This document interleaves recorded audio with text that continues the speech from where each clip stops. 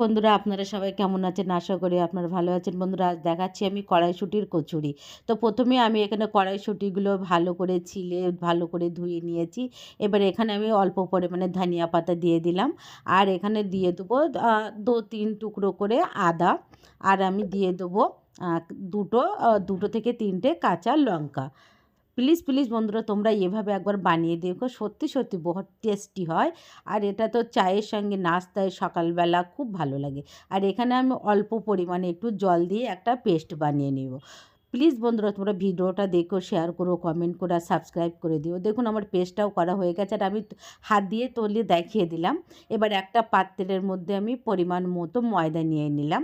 আর ওতে আমি পরিমাণ মতো দিয়ে দিব লবণ আর একটু সামান্য দিয়ে দেবো চিনি। আর আমি এখানে চিনি দেওয়ার পরে একটু ঘি দিয়ে, ঘিটা কিন্তু গরম করেই দিয়েছিলাম। আর তোমরা চাইলে তেলও ইউজ করতে পারো। তা ঘিটা দিলে কি একটু ক্রাঞ্চি আর কুড়কুড়ে হয়, খেতেও খুব ভালো লাগে। এবার ঘির সঙ্গে পুরো আটাটা আমি মেখে নিচ্ছি। দেখো আমি এইভাবে হাতের মধ্যে দলা হয়ে গেলে তখন বুঝবে তোমাদের যে আটার সঙ্গে ঘিটা ভালোভাবে মিশে গেছে। কিন্তু আমি তোমাদের দেখিয়ে দিচ্ছি দেখো। এভাবে আমার আটাটা এবার আমি অল্প করে একটু জল দিয়ে আটাটা আমি ভালোভাবে মেখে নেবো। প্লিজ বন্ধুরা তোমরা এই শীতকালে এখন কড়াইশুঁটি কচুরি খেতে খুব ভালো লাগে। আর এটা শীতকালে তো একদম ফ্রেশ পাওয়া যায়, টাটকা টাটকা। আর খেতেও কিন্তু দারুণ লাগে। আর কড়াইশুঁটি কিন্তু শরীরের পক্ষেও খুব ভালো। আমার আটাটা মাখা হয়ে গেছে। আর ওপরে আমি একটু তেল দিয়ে একটু লাগিয়ে আধা ঘন্টার জন্যে আমি রেস্টে রেখে দেবো। একটা ঢাকনা দিয়ে দেবো। এবার আমি একটা প্যান বসিয়ে দিলাম। তার ভিতরে আমি পরিমাণ মতো সাদা তেল দিয়ে যাচ্ছি। তোমরা চাইলে ঘিও ইউজ করতে পারো। এখানে দিয়ে দিলাম একটু কালো জিরে। জিরে আবার তোমরা সাদা জিরেও ইউজ করতে পারো। আর যে পেস্টটা আমি করে রেখেছিলাম সেটা এর ভিতরে আমি পুরো ঢেলে দিয়ে দেবো। অবশ্যই তোমরা গ্যাসটা স্লো রাখবে। আর নাহলে কিন্তু তলায় লেগে যেতে পারে। আর এবারে আমি খুন্তির সাহায্যে একটু নাড়িয়ে নিচ্ছি। দেখুন কীভাবে আমি নাড়াচ্ছি। পুরোটা আমার নাড়ানো হয়ে গেছে। দেখুন আমার কিন্তু তলায় লাগেনি, কারণ আমি গ্যাসটা স্লো করে রেখেছিলাম। আর এখানে আমি একটু দিয়ে দিলাম লবণ। আর দিয়ে দেবো সামান্য একটু চিনি, দিলেও হয় না দিলেও হয়, কিন্তু আমি একটু দিয়েছি। আর আমি এখানে ভালো করে এটা ভালো করে পেস্ট মাখিয়ে নিচ্ছি। দেখুন যেন তলায় না লেগে যায়। আর এটা একটু মানে যে নরম নরম ভাবটা থাকে তার জন্য এখানে আমি ২ চামচ বেসন দিয়ে দেবো। দিলে যে নরম নরম ভাবটা থাকে সেটা কিন্তু আর থাকবে না। এবার বেসনটা দিয়ে একটু খুন্তির সাহায্যে ভালো করে নাড়িয়ে নাড়িয়ে একটু শক্ত শক্ত হয়ে গেলে আমি এটা নামিয়ে একটা সাইডে রেখে দেবো। দেখুন আমার কিন্তু পুরো শক্ত শক্ত হয়ে গেছে।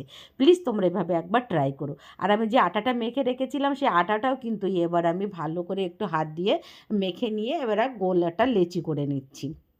দেখুন এভাবে আমি যে ফিরেটা থাকে বা মানে রুটি যেটা করি তার উপরে নিয়ে আমি একটা লেচি কেটে নিলাম। লেচিটা এবার হাত দিয়ে একটু গোল গোল করে নিচ্ছি। দেখুন আমি কিন্তু এভাবে গোল করে নিয়েছি। তোমরা চাইলে তোমরা হাত দিয়েও করে নিতে পারো। আমি কিন্তু একটু বেলে একটু গোল করে নিচ্ছি। দেখুন একটু আটা ছড়িয়ে দিলাম।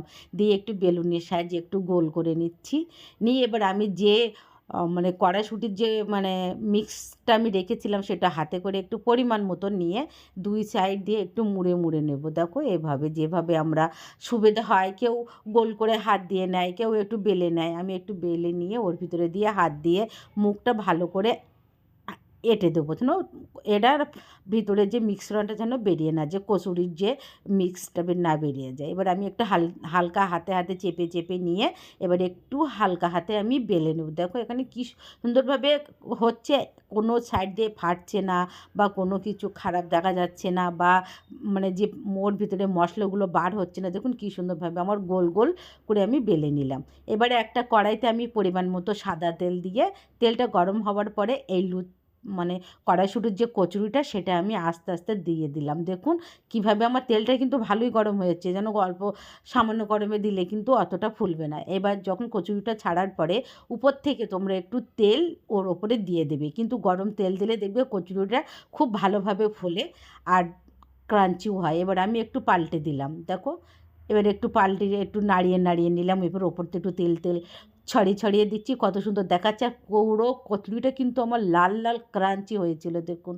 এবার একটা প্লেট আমি তুলে নিলাম। প্লিজ প্লিজ বন্ধুরা তোমরা ট্রাই করো, সাবস্ক্রাইব করো, আর কেমন হয়েছে কমেন্ট করে জানিও। আর এটা শীতকালে খুব ভালো লাগে।